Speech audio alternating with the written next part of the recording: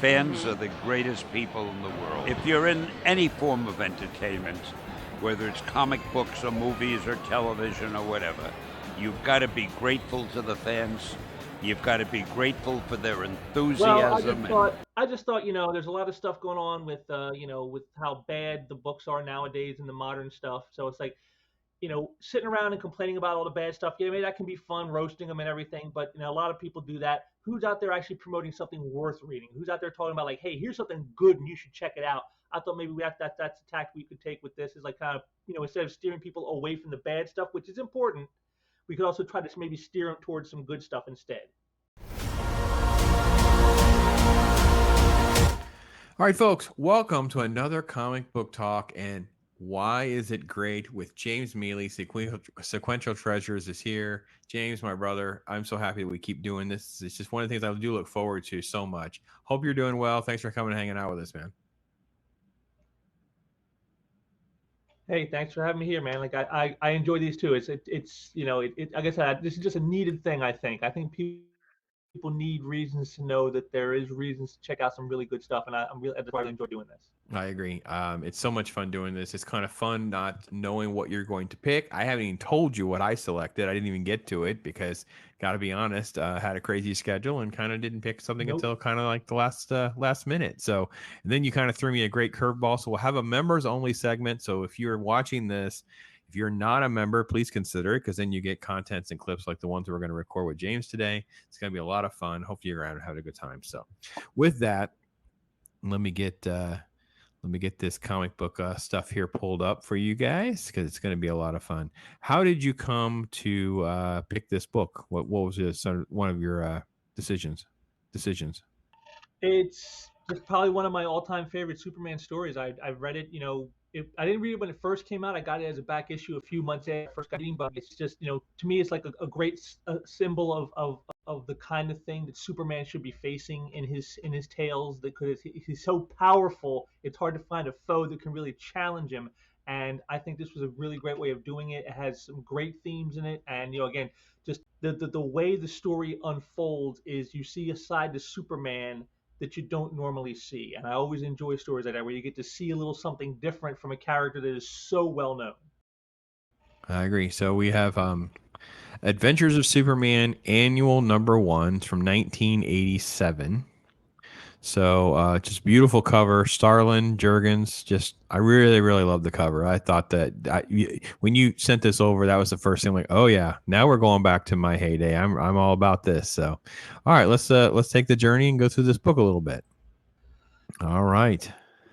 And again, it's a classic image, just a beautiful, again, Superman in danger, Superman, in a scene of action, just a great way to set you up for what's about to come. Now, this is the beginning of the story. What happens is there's a town in South Dakota where all the people have gone missing, and they even sent in like some troops and stuff to find out what's going on. And so here, of course, Superman shows up at the White House to speak to the then president, of course, Ronald Reagan. Great little scene here by Jurgens and Starlin, actually bringing in the real life president at the time. And they basically set up to him what's happened. It's like this town is just gone black. We don't know what's going on. We send in guys. They've gone black. We don't know what's going on here. We need you to go in and find out what's going on. And as you can see, as Reagan tells him himself, you understand we want this handled quietly. And then just the look on Superman's face in that last panel kind of says it all right there. And I just love that, because he got the politician doing what a politician does. Superman just like, really? Really? You're worried about that when there are all these people that we don't know what's going on with them?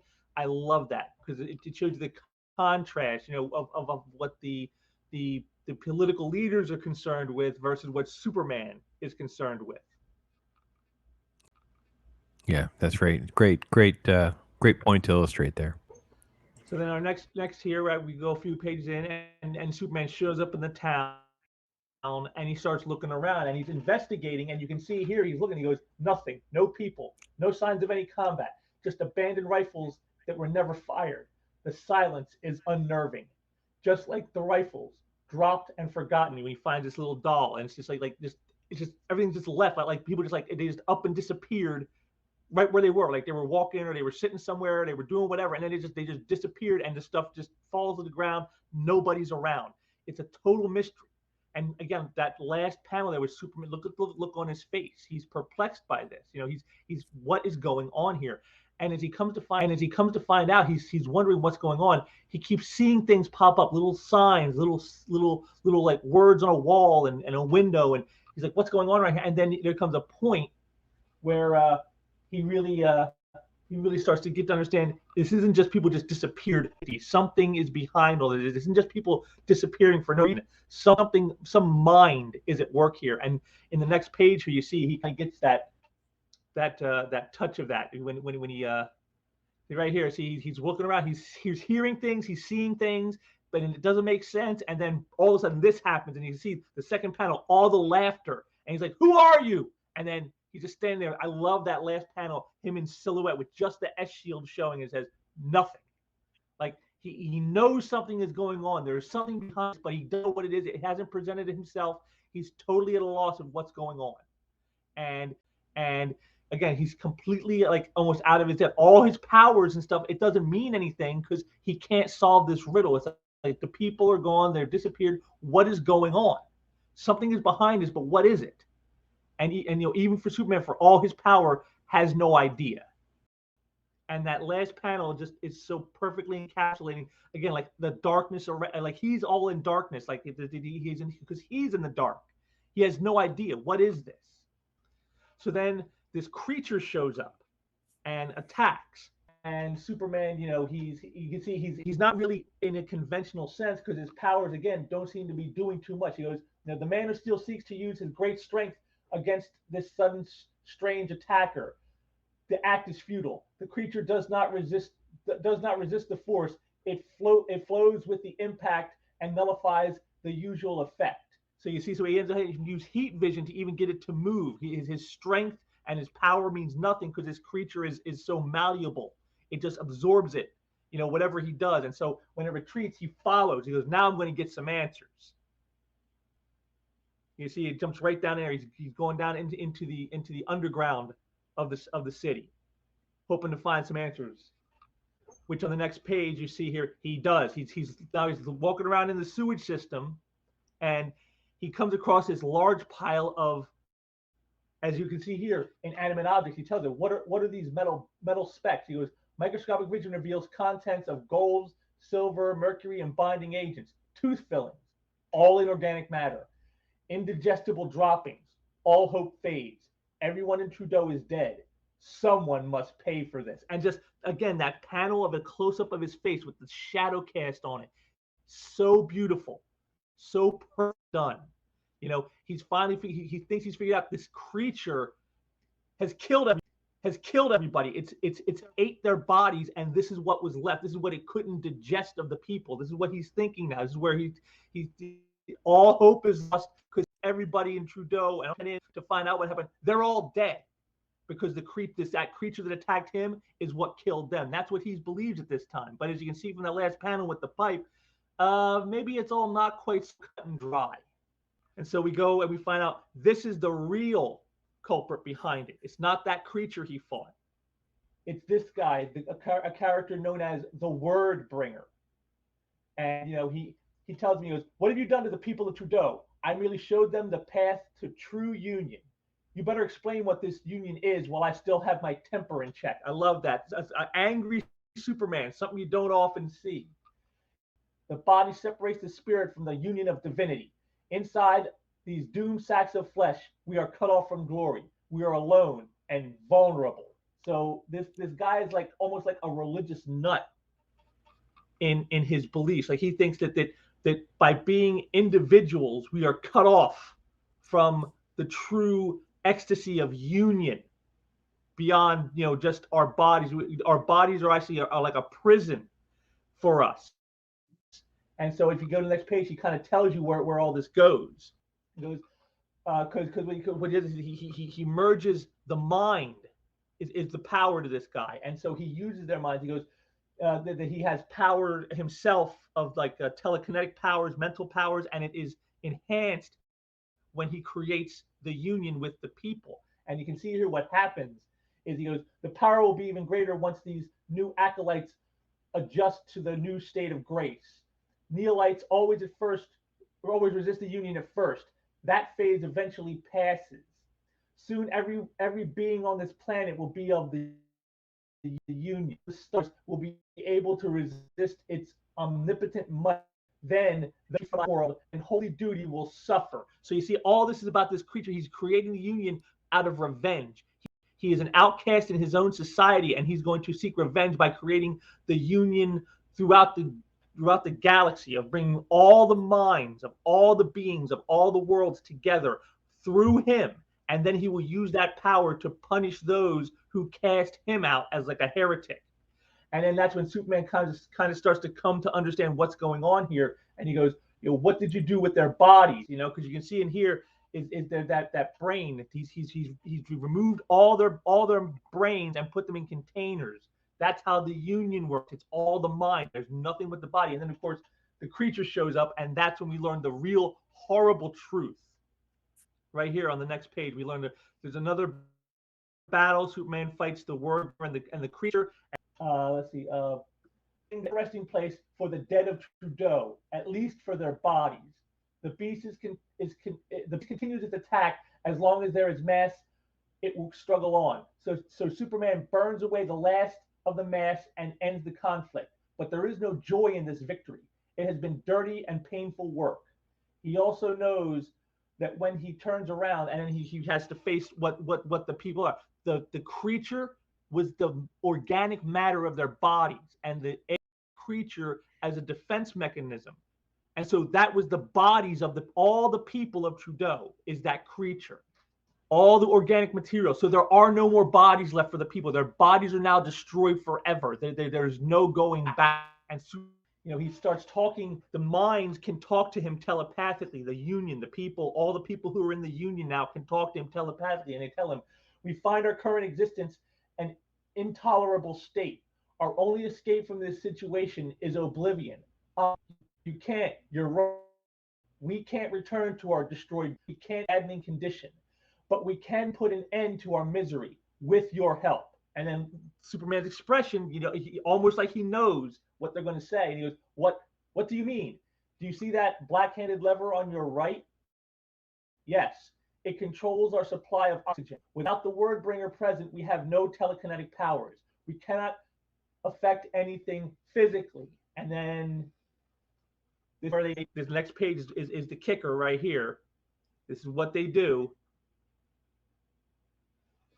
We need your help to die. And then look at his expression in that second panel. He can't believe this. He's being asked, the people are asking him to kill them. And Superman, of course, being Superman, I can't do that. I can't help you decide. It's against everything I believe in. I'm sorry. And then the people, so are we. And they mind blast him and take over his body. And when he awakens from the mind blast, this is what happens. This next page. They're all dead. And you can see in the background, has been thrown. They took over his body with their mental power, their mental union, and forced him to pull the lever. And he was unconscious the entire time. He had no way to stop it. And so when he awakes, he goes, it's been quite a day. You saved mankind. You beat the bad guy. You helped some good people get what they really wanted. Now you stand alone amidst the ashes of your victory. And it's like just the last few panels with Superman's expressions and his body language. It's like he's won, but he's lost. And it's a very powerful ending. It's like I said, what makes this story so great is the concept it deals with, the concept of union, of it's almost a right to life type of story.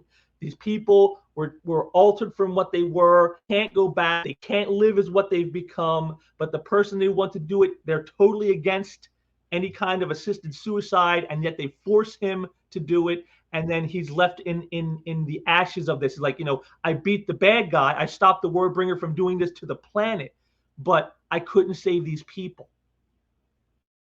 And it's just like Superman in an extraordinary circumstance, of that's making him question his morality, question his ethics in what was done and how it was done, and it's a very powerful story, and he is such a great math taking characters and adding layers to them in ways that you not expect. He did that with that Batman story I showed, where he injected directly into something we didn't know that changed everything and yet changed nothing. And here again, Superman, he basically he did kill those people, but it wasn't him who did it. He was forced by them to do it, and yet he still carries the burden of knowing that his was the hand that had to do it.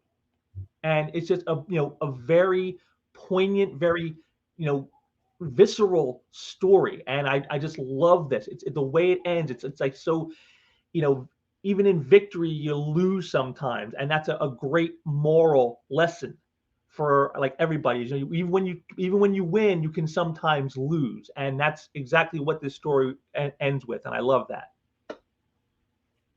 Oh, I can't believe how good it is. It's Very one of these things too. With you powerful. think that they're able to deal with failure, and the heroes not be able to save everybody. And this book really embodies how great that can be. Yes.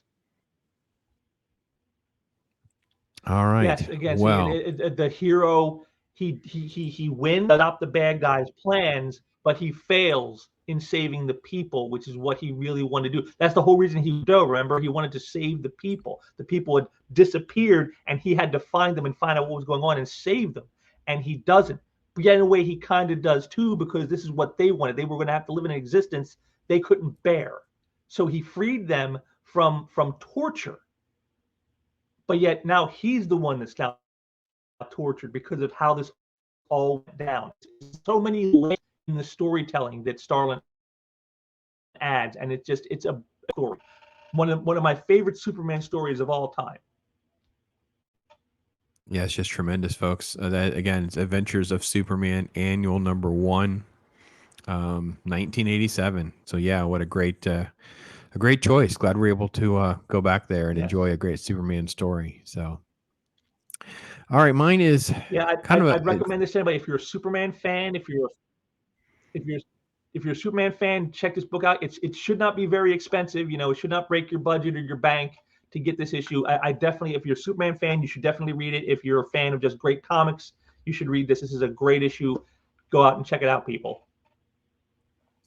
And even though it feels like he might have done some spoilers and stuff like that, there were several pages in between there that are just gut punches. So just so you guys know that there's a lot more there. It's even deeper and heavier. The art is just so gripping. Definitely recommend that. Great choice. Great choice. Okay, Amazing Spider-Man. And I believe this is Dan's very first time drawing Superman. Okay, very cool. All right, Amazing Spider-Man 248.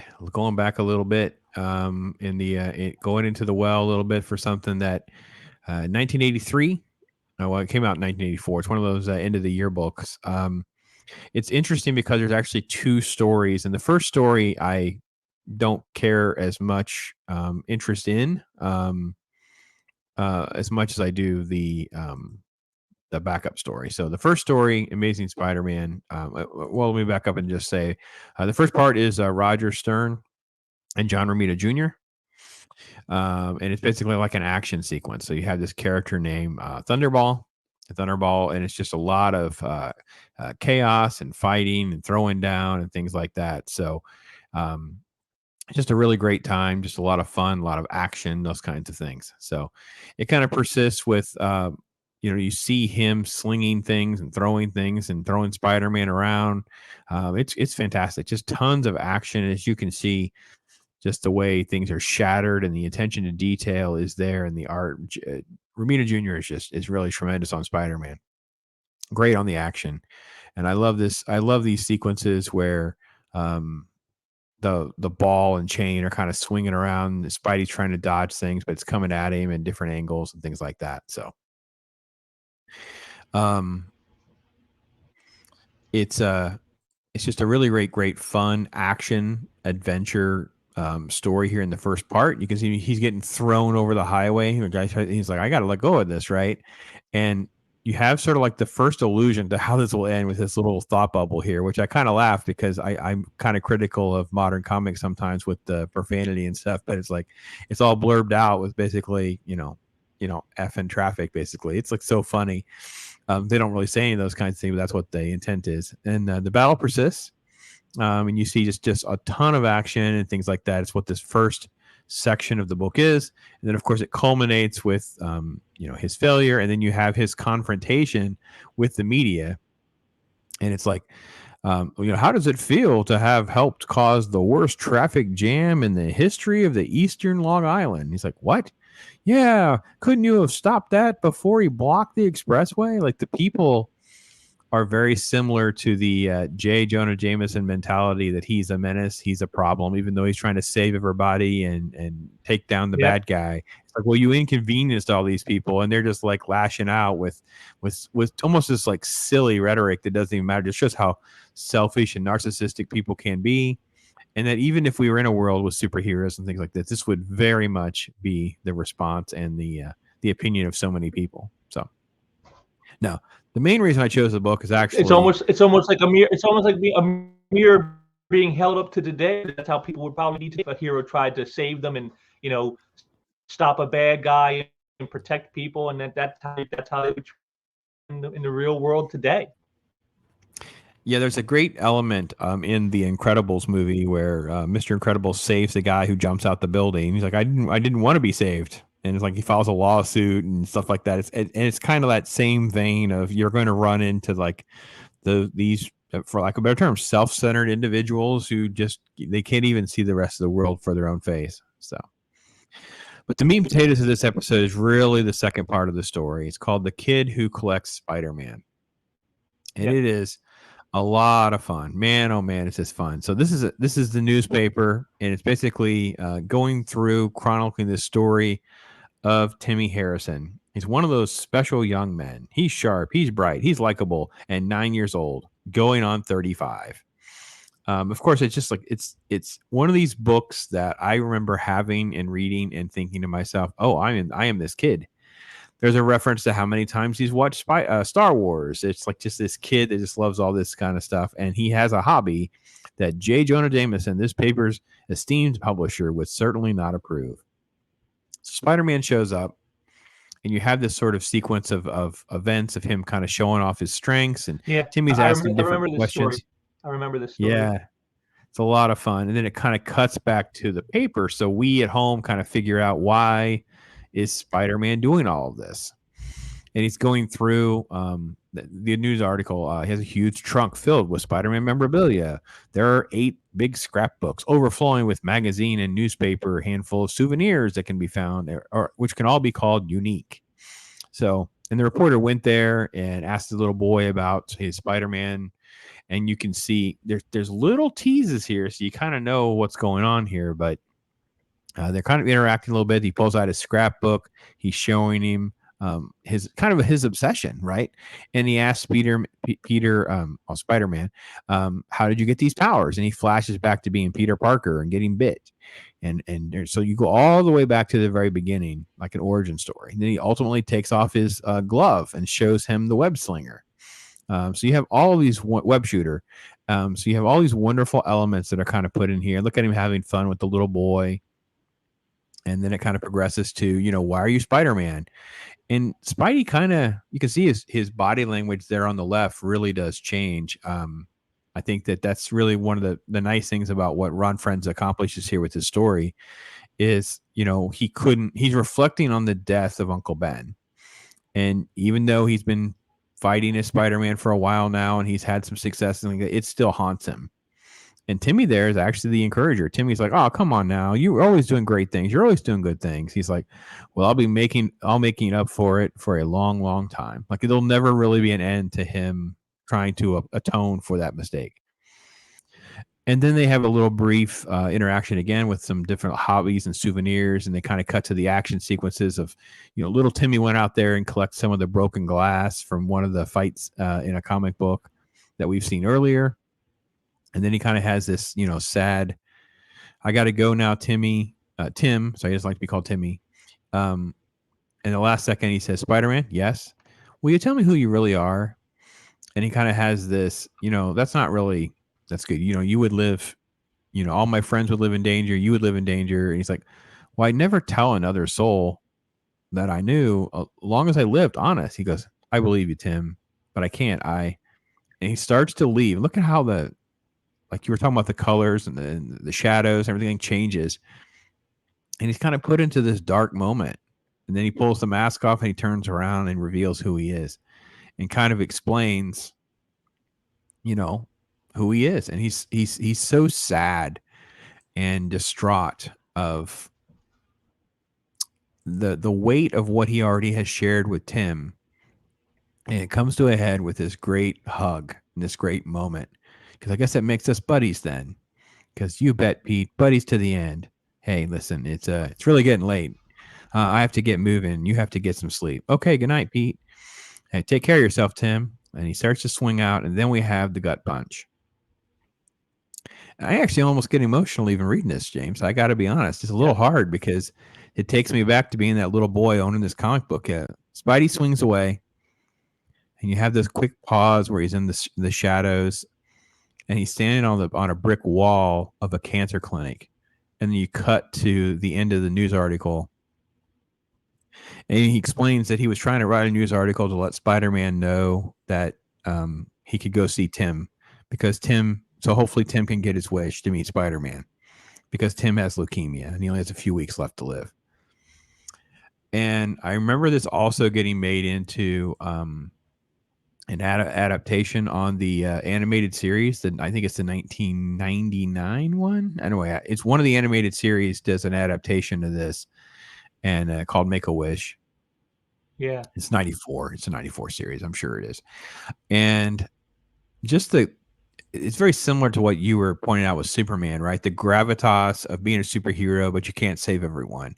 You're haunted by your past. You're haunted by your limitations. You're always looking at your failures more than you're looking at your successes. And you have some little boy who is kind of quietly gotten through what's a horrible, heartbreaking, painful journey of his own by following you in your career. Like he's got all these news clippings and souvenirs, and yet at the same time, the most important thing for him is just to bond to Spider-Man.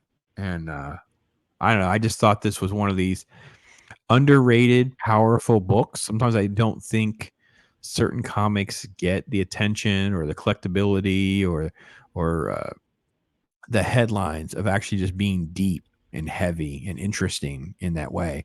And this is one that does. And that was why I chose it. Just really, really love it. Thought it was a great book. No, and again, I agree with you on pretty much everything you said about this story. And again, just like with the Superman one, like I agree, these are stories that like they're not like big time, like, oh look, it's the first appearance of this character, or it's this key issue, or it's some big crossover event, or these are quiet stories that just sort of, but they have more impact than some of the biggest events you could ever read. You read the Infinity Gauntlet and you're like, wow, it's a big event, but yet super I just did.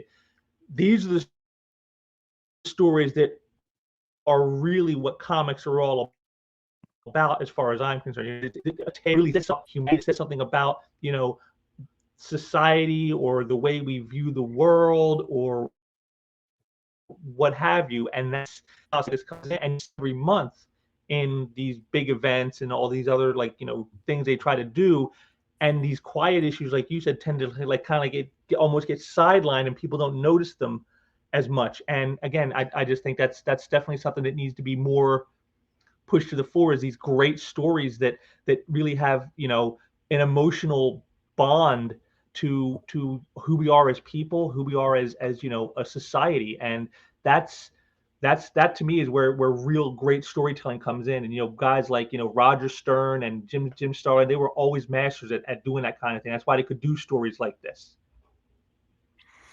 Well, I think it's also important to recognize with the books like these that we're talking about, with this, both the Superman book and the Spider-Man book, they really are definitive books for us now as adults, as collectors and readers and fans of how we define a hero archetype, why we're so bonded to their journeys and how they behave and things like that. It's like this is when you really get to, we're cutting to the bones of why these characters matter to us, why they are the modern myths that they are, why the hero's journey and the hero's arcs and all these things are really so impactful, is because it's more than just like a bunch of capes and tights. It's the depth and the humanity that's in there, and this constant struggle, this constant battle that they're having to go through. And we see ourselves in that, because the day-to-day grind, the life struggles, different things that we're up against, we all relate to this in different ways. And a book like this and the Superman book that you chose, I think really cut to that nitty-gritty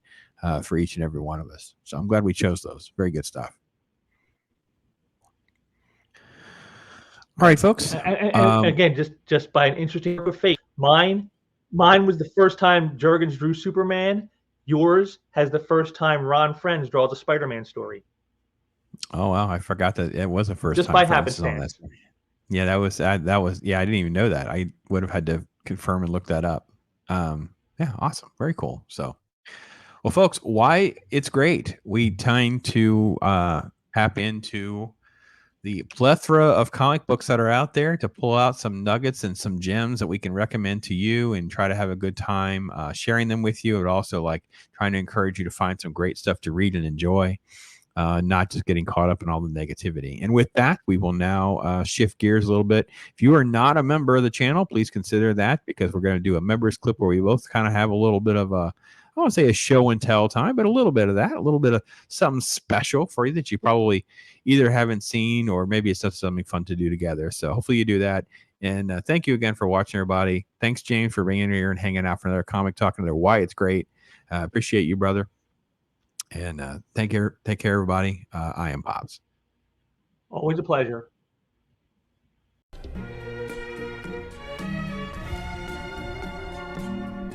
Yeah. Right?